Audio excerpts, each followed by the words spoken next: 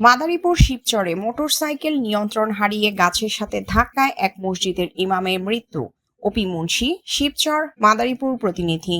মাদারীপুরের শিবচরে মোটরসাইকেলের নিয়ন্ত্রণ হারিয়ে গাছের সঙ্গে ধাক্কা লেগে আব্দুর রহমান নামে এক মসজিদের ইমাম নিহত হয়েছেন। আজ সোমবার 18 আগস্ট সকালে শিবচর উপজেলার বাঁশকান্দি শেখপুর আঞ্চলিক সড়কের দক্ষিণ বাঁশকান্দি এলাকায় এই দুর্ঘটনা ঘটে। নিহত একই এলাকার মৃত হাকিম আলী হাওলাদারের ছেলে। তিনি বাঁশকান্দি ইউনিয়ন পঞ্চগ্রামের একটি মসজিদের ইমামতি করতেন।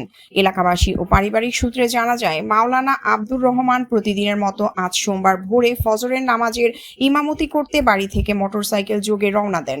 শিবচর উপজেলার বাঁশকান্দি শেখপুর আঞ্চলিক সড়কের দক্ষিণ বাঁশকান্দি এলাকায় এলে মোটরসাইকেলের নিয়ন্ত্রণ হারান তিনি।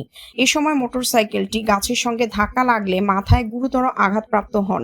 স্থানীয়রা তাকে উদ্ধার করে শিবচর উপজেলা স্বাস্থ্য কমপ্লেক্সে নিয়ে গেলে কর্তব্যরত চিকিৎসক তাকে মৃত ঘোষণা করেন।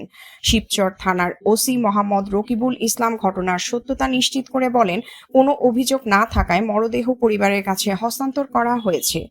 প্রিয়াঙ্কা মল্লিক, দৈনিক তৃতীয় মাত্রা, ঢাকা।